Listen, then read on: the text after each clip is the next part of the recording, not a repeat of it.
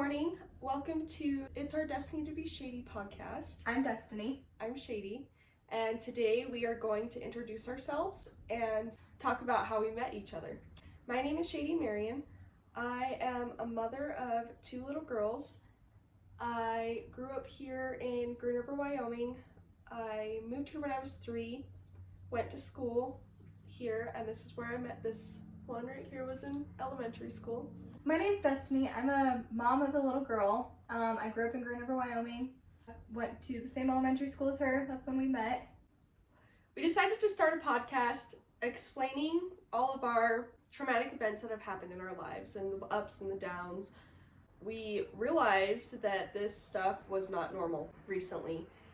When discussing it with other people, they always seem super shocked. And to us, it's like normal life because we've lived through it, so there's not much that we can do about it because we had to live through it. And it's not really talked about either. Nobody talks about anything that happens, so nobody ever realizes that they're not alone.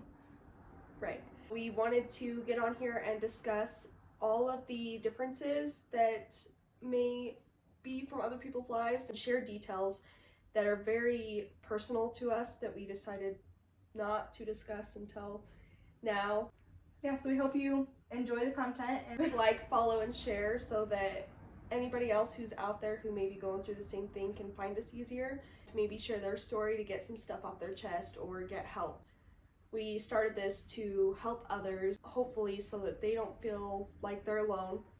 And we will be sharing details on how to get some help, some links to different kinds of things. We will be doing research and sharing those things so that if you do need the help, you can get it. Mm-hmm. So sharing links to other resources where you can reach out and get help if need be. But growing up in Green River, Wyoming, me and Shady went to the same elementary school, and I actually ended up getting held back a grade, and that's how we ended up in the same grade. Well, my brother used to come and pick me up from school, and heading home one day. Can I tell you my side of it? Mm-hmm. Sorry. So the way that I remember it is we met in the playground and started playing with each other. After school that day, we decided to walk together because I asked her, I was like, where do you live? She said, just down the street in Pioneer Park. I said, okay, cool. I live there too. And she said, well, I have to wait for my brother. So we ended up waiting for her brother.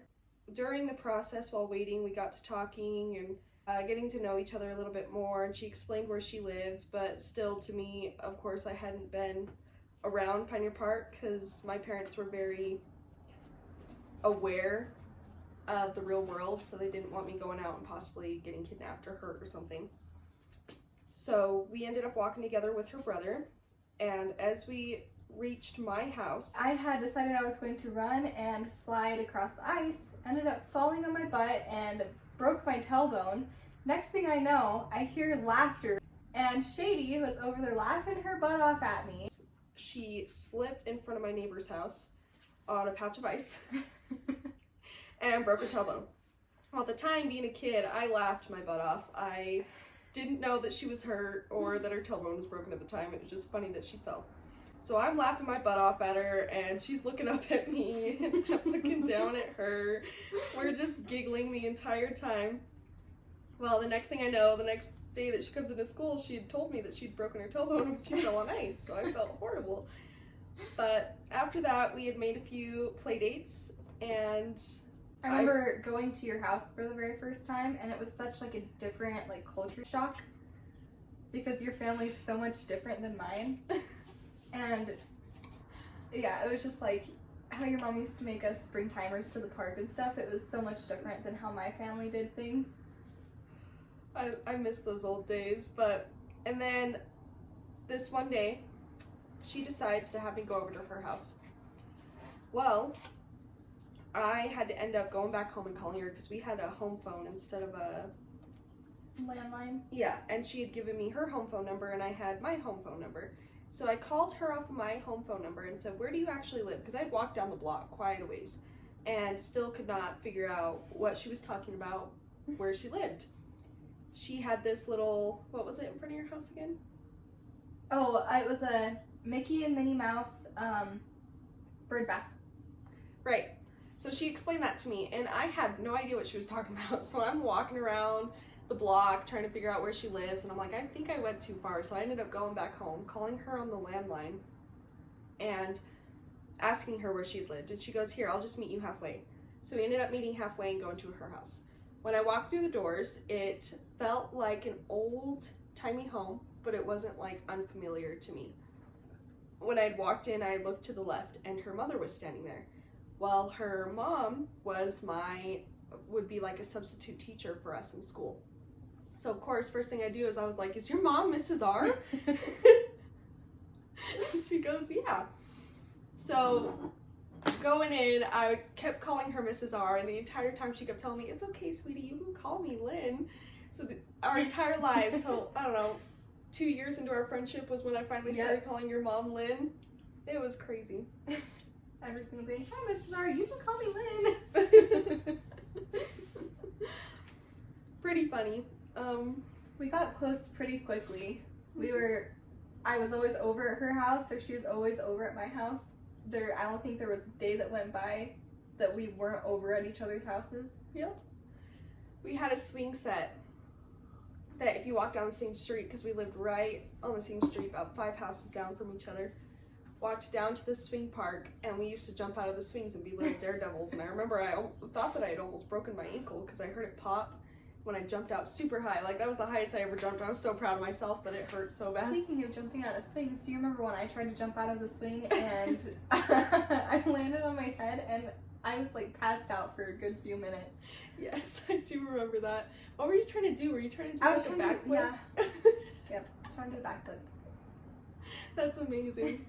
Do you remember that time that we were walking to school and we were going to Lincoln at the time, and of course I was really scared of freaking mountains at the time. It was like 6 in the morning, so it was still dark. Yeah, and we cut through this church field, and when we did so, this little thing started making footsteps.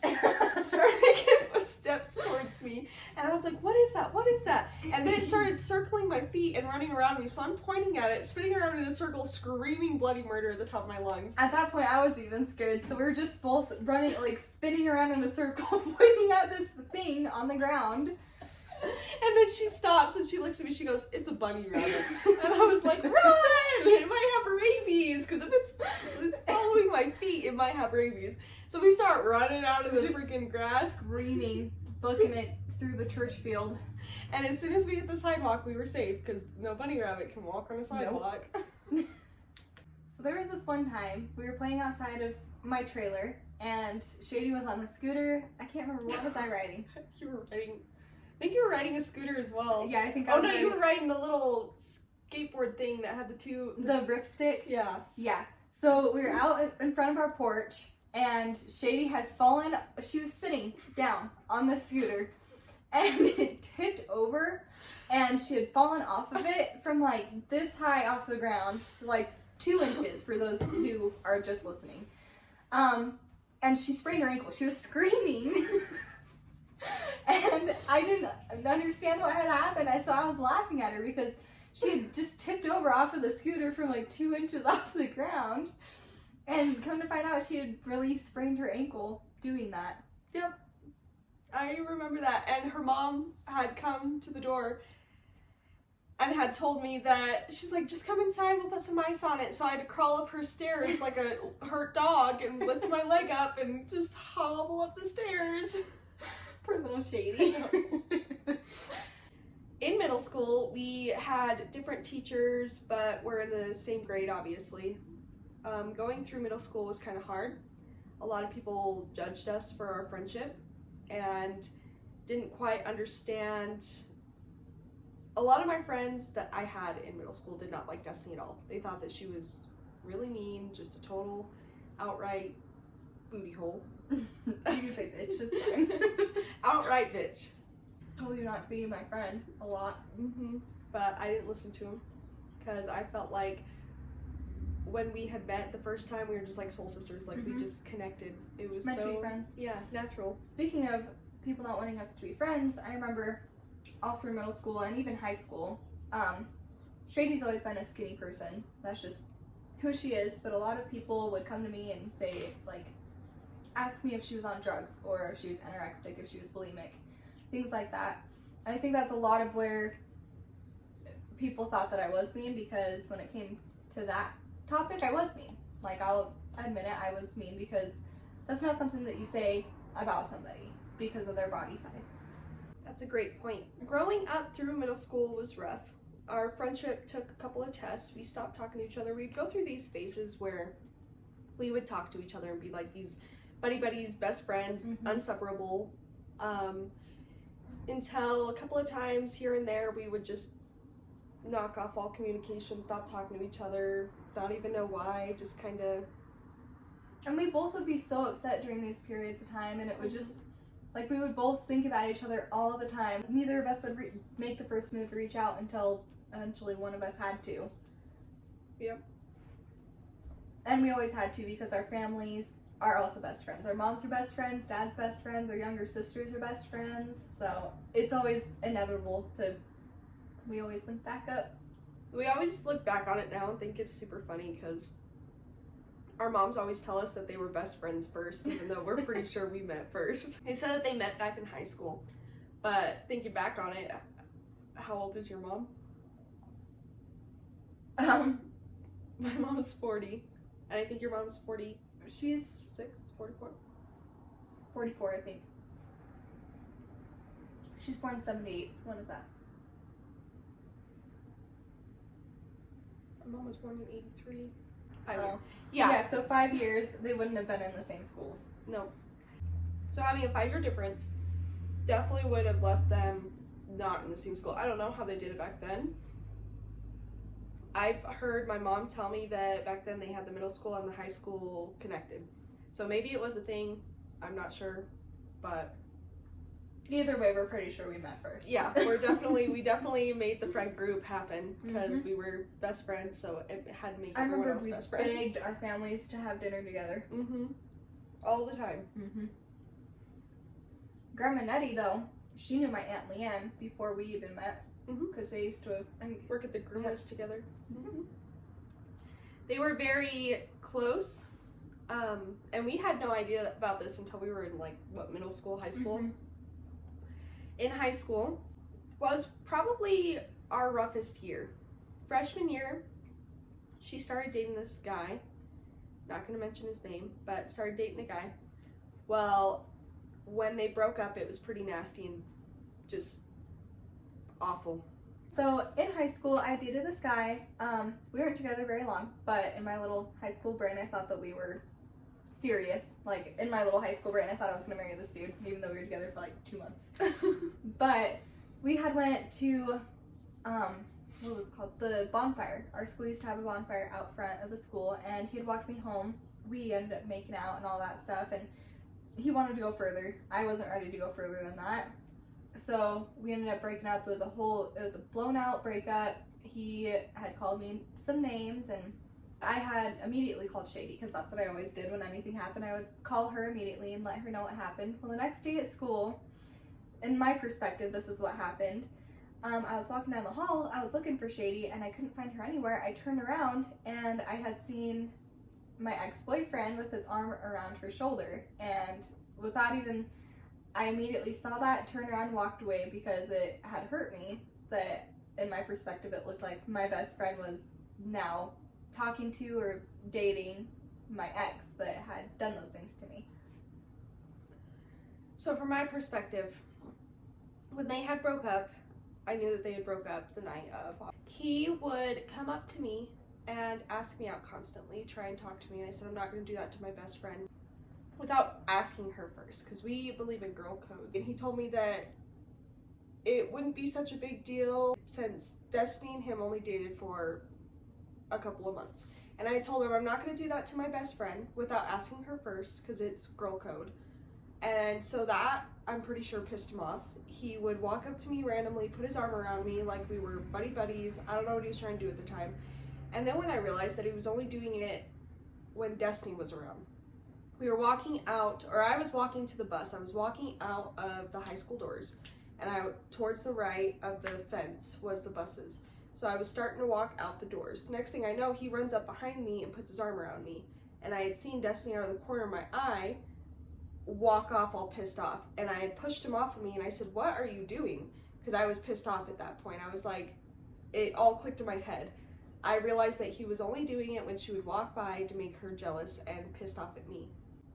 I had walked to the buses and rode the bus home that day, and he drove by in his truck. I'm pretty sure he was following me or something, but he drove by in his truck and honked at me. And later that day, Destiny had called me and asked me if we were dating, and I told her no, I wouldn't do that to you. And she goes, okay, well, confronted me about it and told me what she had seen. And I explained to her that I believed that he was only doing it when she was around to make her jealous, because I would not do anything like that to her. I, of course, didn't believe her because I was stupid and a high schooler.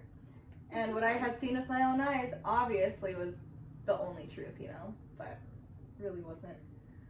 It just comes down to communication and trusting your gut. And shortly after that, I started dating a guy. He pretty much did the same thing to me that the other guy did to Destiny. He was trying to force stuff on me and take me to his car and have me do things to him that I didn't feel comfortable with at the time.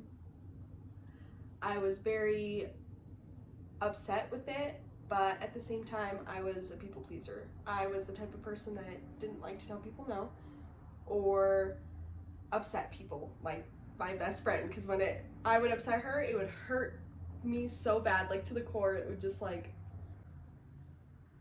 that comes down to consent and teaching your children, helping your friends to understand consent. Even in friendship, there is consent. It really just comes down to that's something that really needs to be talked about and taught more often, because if that had been done for you, I think it would have been easier for you in those situations. There was a quote that I heard that says, if a man wanted to, he would, which in most states is talking positive. Like, if he wanted to be in a relationship with you and communicate or be loyal, he would. So for us, it's kind of that way. That's how we see it. Like, if we want each other's respect, loyalty, and communication, then we will. Like, we will be honest, we will communicate, we will talk about everything, and I've never lied to my best friend. I've never lied to mine either. I think it's great that we have such a strong friendship to where we can tell each other everything, literally everything. We have no boundaries. No, not at all. We have told each other everything.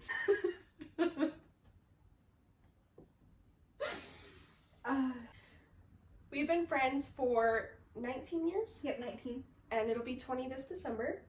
We have had such a great time going through life together. We've had all these life goals that hopefully we can reach. Do you remember when we were a sad little late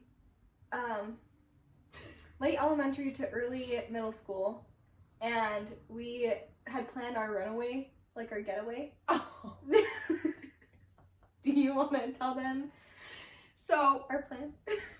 I can't remember what we just gotten in trouble for, but we had gotten in trouble and we were really mad at our parents for this. So we were planning on running away and leaving town for good, pretty much. We were gonna, go down south, but say we went up, we were gonna go to Miami. Okay, we were gonna go up, where is that, northeast? I don't know. I think it's northeast, so, let's see, northeast, yeah.